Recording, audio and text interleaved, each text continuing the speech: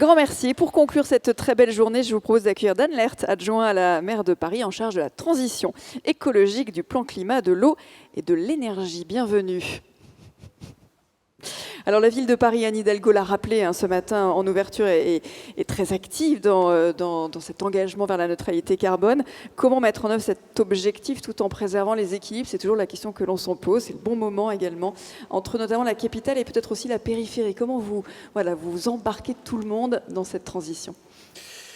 Avant de répondre à votre question, je suis très heureux de conclure cette journée du Forum Météo-Climat que nous accueillons chaque année à l'Hôtel de Ville. Je souhaiterais d'abord saluer Jean Jouzel, à qui la maire a remis ce matin la médaille Grand Vermeil de la ville, qui distingue à la fois son engagement scientifique, mais aussi sociétal. Nous te remercions, cher Jean, je le dis à nouveau, de nous montrer inlassablement la voie en matière de lutte contre le changement climatique, avec ton attention constante à la question des inégalités.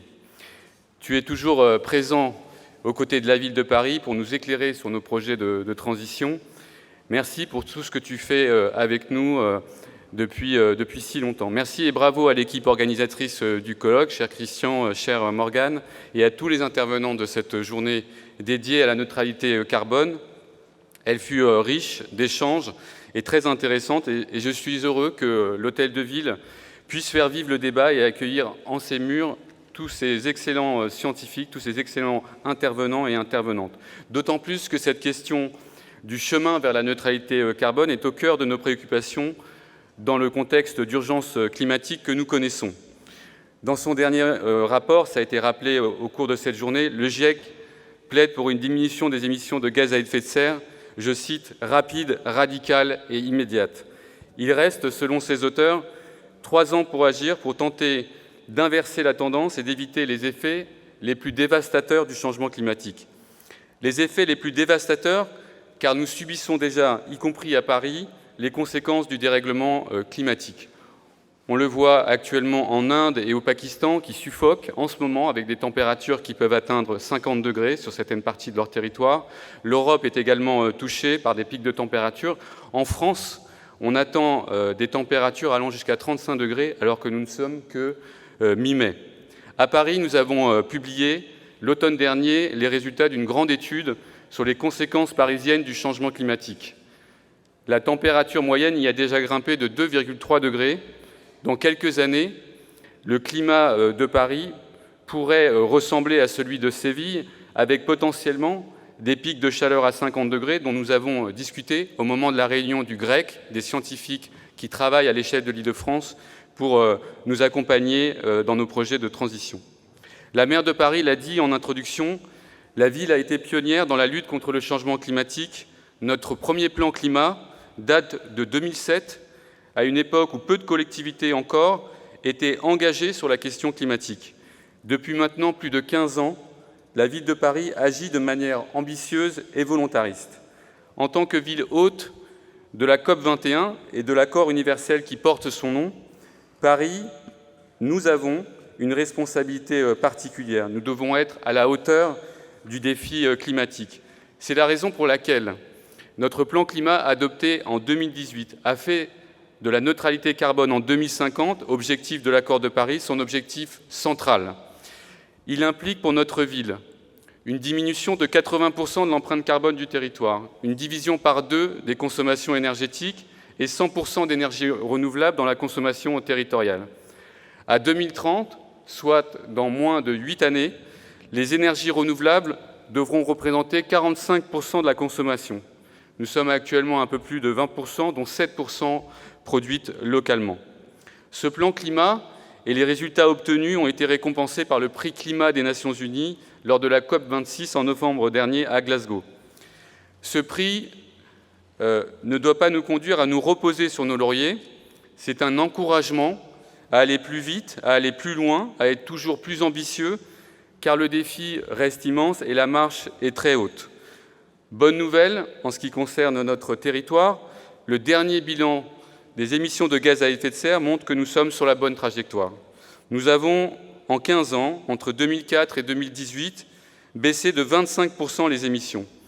Mais il nous faut désormais accélérer. Nous devons faire d'ici 2030 ce que nous avons réussi en 15 ans précédemment. L'urgence de cette transition, l'urgence de la transition énergétique a été récemment mise à l'ordre du jour, si je puis dire, par l'invasion de l'Ukraine par la Russie, qui a également souligné notre dépendance énergétique aux énergies fossiles en provenance notamment de la Russie.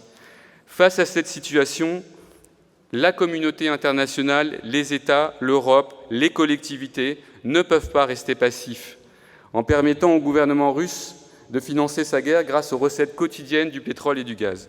Depuis le 24 février, les pays de l'Union européenne ont payé plus de 18 milliards d'euros à la Russie.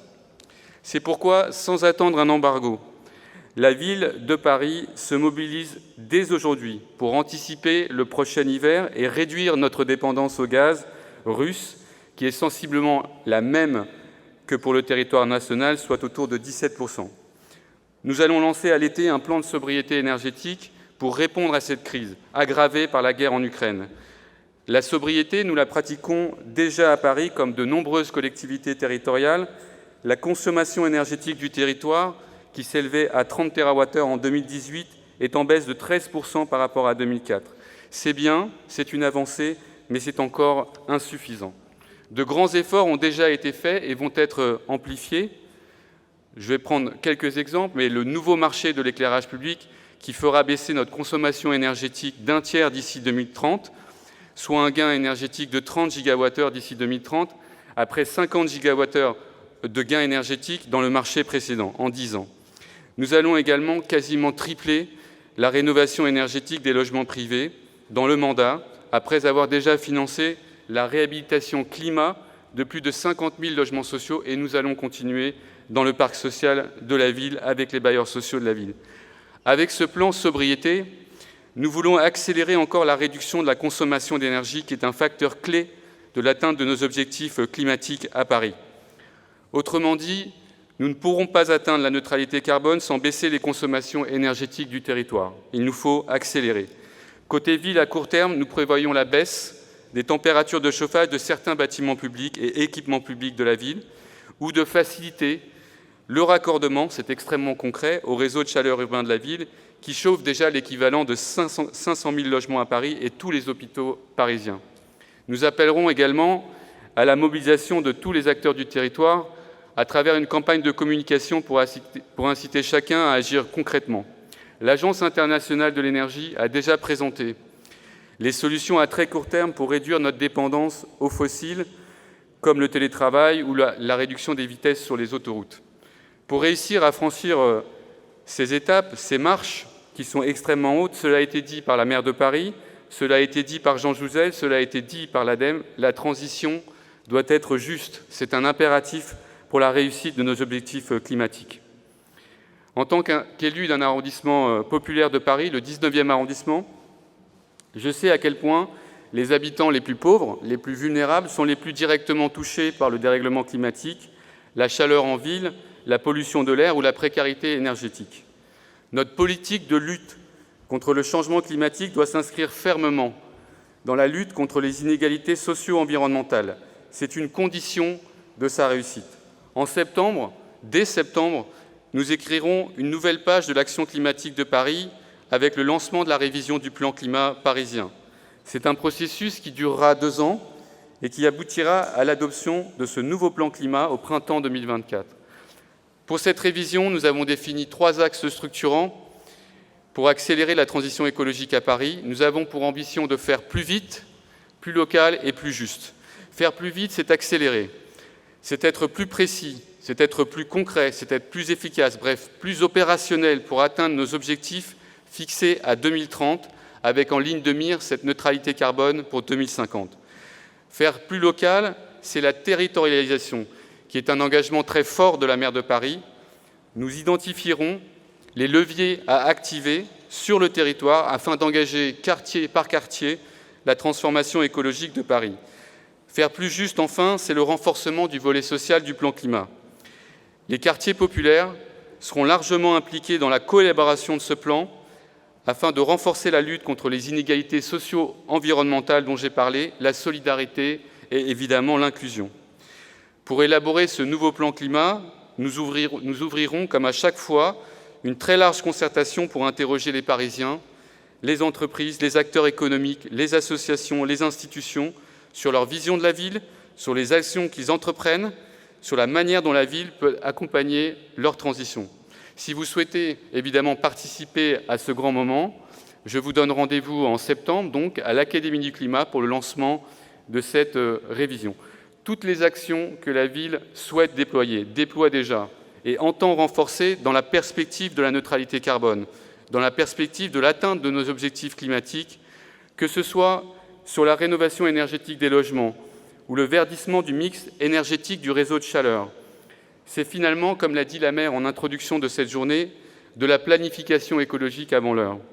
Paris attend du nouveau gouvernement, de la nouvelle Première ministre, d'être soutenu, d'être accompagné à travers le renforcement des aides, notamment celle de l'ANA ou du Fonds Chaleur, pour traduire en actes la volonté de répondre aux défis climatiques qu'a indiqué Madame Borne dans son introduction, dans son discours de politique générale hier, au moment de la passation à Matignon. L'urgence à laquelle nous sommes confrontés ne nous autorise pas 5 ans de plus d'inaction climatique. La Convention citoyenne pour le climat a dit clairement le chemin à prendre. Paris, à son échelle, et en embarquant tous les acteurs du territoire qui sont déjà très impliqués et très engagés, continuera donc d'être au rendez-vous de cet enjeu dans les années qui viennent. Voilà, je vous remercie de votre attention.